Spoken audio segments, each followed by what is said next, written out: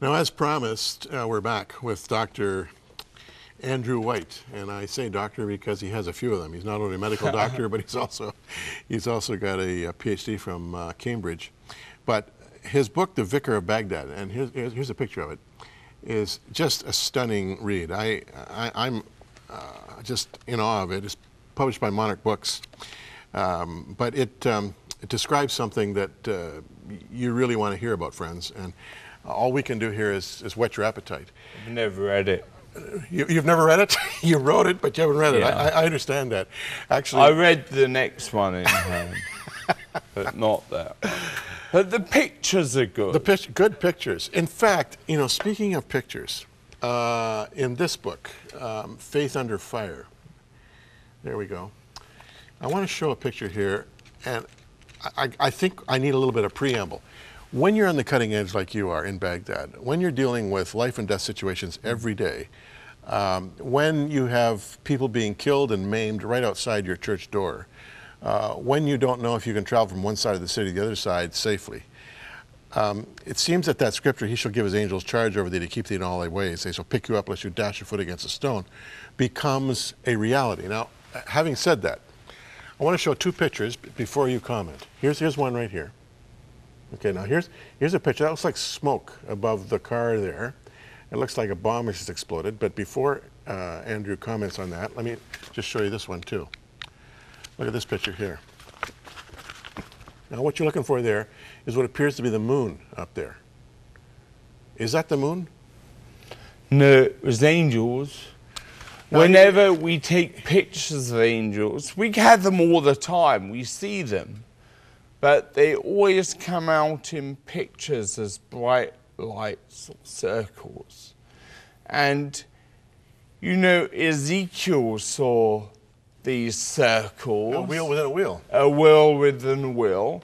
And we see them. And it is quite strange because one of my Iraqi boys, I said, Daoud, I need you to take some pictures for my book, my next book. He said, Daddy, I can't because the angels are everywhere. And I said to him, let me go and have a word with the angels. So I went and talked to the angels. And I said, can we have 1 minute? No. So their pictures are in the book. Okay, now the reason, let's look at this again. The reason he didn't want to take a picture is because the angels were spoiling the picture. Yeah. Too much light. Now, you call those circular things orbs of glory. Yeah. I've never heard that one before. And then let's look at this one again. This you call a cloud of glory. And that was when our people had been killed and we were taking them to Nineveh to bury them.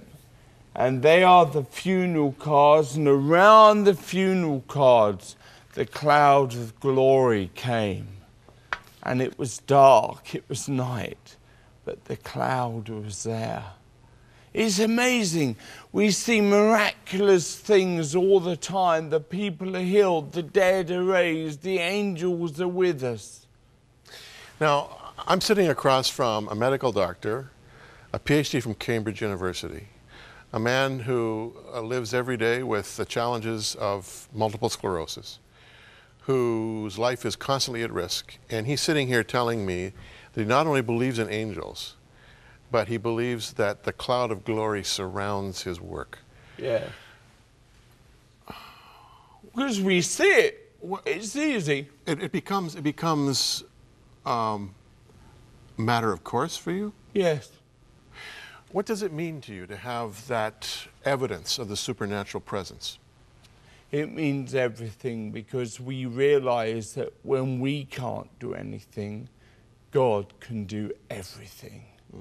Because the Lord is here and His Spirit is with us. We say that in Arabic at the beginning of every service.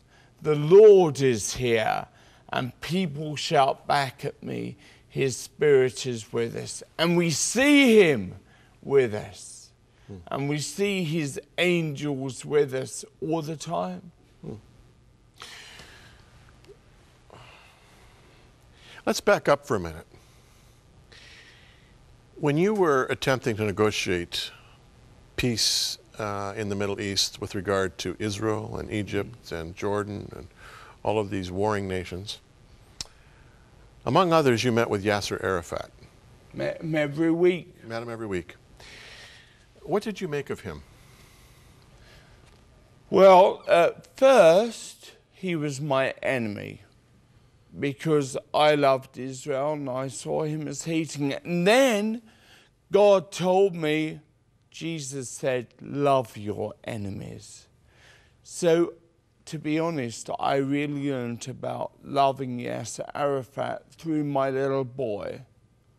It was his party one year. He was going to be 5. So I said, who do you want to come to your birthday party? He said, just my friend. I said, who's your friend? He said, the one you're on television with all the time. Yes, Sir Arafat. I said, well, you better invite him then. So he wrote an invitation to President Arafat. I took it to him. It was the week that the Makata, the compound of Arafat, was blown up.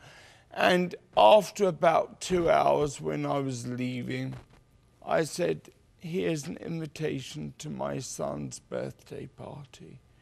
He had tears in his eyes. He sent for one of his kafirs, his headscarves. He wrote on it, to Jacob from Yasser Arafat. And Jacob, I wrapped it up. Jacob wore it with great pride. He opened the door to his people at his birthday party, had his kafir on, and the mother of the person who was coming said, you look like Yasser Arafat. He said, yes, he gave it to me for my birthday. I don't think a lot of people believe that. And Yasser Arafat used to ring him regularly. He kept inviting him to his birthday. And the last year, it was decided Jacob would go to Jerusalem and to Ramallah and have his birthday party in the Makata. So Yasser Arafat phoned up one day. I said, Jacob, President Arafat on the phone for you. He said, tell him I'm busy, I'll call him later. He was watching The Simpsons.